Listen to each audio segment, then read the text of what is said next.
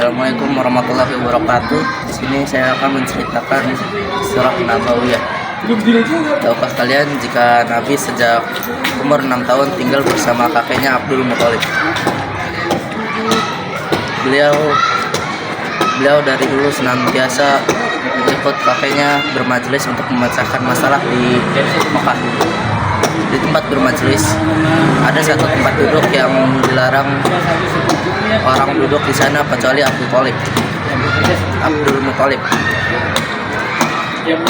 Bahkan anak-anaknya dilarang, tapi Rasulullah dibolehkan duduk di situ. Hingga umur 8 tahun Rasulullah tinggal bersama kakeknya, dan saat umur 8 tahun qadarullah kakeknya meninggal dunia, dan akhirnya Rasulullah dirawat oleh pamannya Abu Thalib.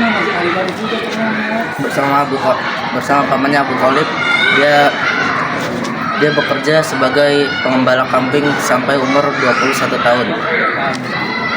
Beliau mempunyai akhlak mulia sampai Abu Thalib malu.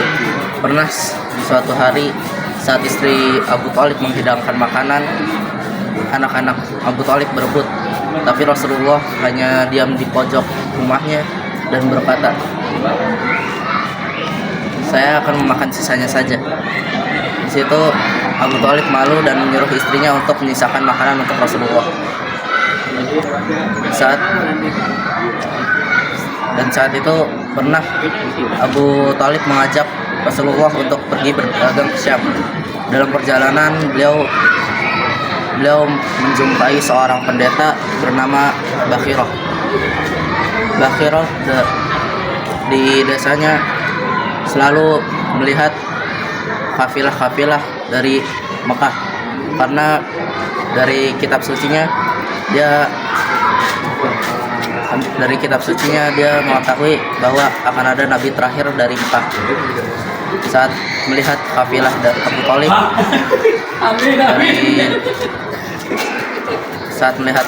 Abu Thalib, dia langsung mengajak kafilahnya makan di gerejanya. Tapi Rasulullah tidak diajak dan hanya duduk di antara pohon kurma. Saat itu Bakhirah bertanya kepada Abu Thalib, apakah ada yang tersisa? Abu Thalib menjawab, ada, yaitu seorang anak kecil, yaitu Rasulullah SAW yang ada di pohon kurma. Bakhirah pun menemui Nabi Muhammad yang ada di antara pohon kurma, lalu mengajaknya masuk ke gereja. Saat di dalam gereja, Bakhirah menanyakan Nabi Muhammad. Saat Nabi Muhammad menyebutkan namanya, Bakhirah pun bersumpah atas nama Tuhannya, yaitu Lata dan Uzza. Nabi pun tidak menyukai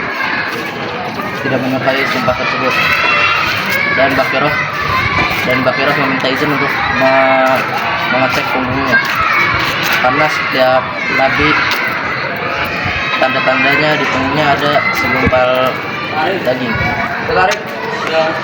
Dan saat dicek ternyata benar ada segumpal daging. Mungkin segitu dulu dari saya. Assalamualaikum warahmatullahi wabarakatuh.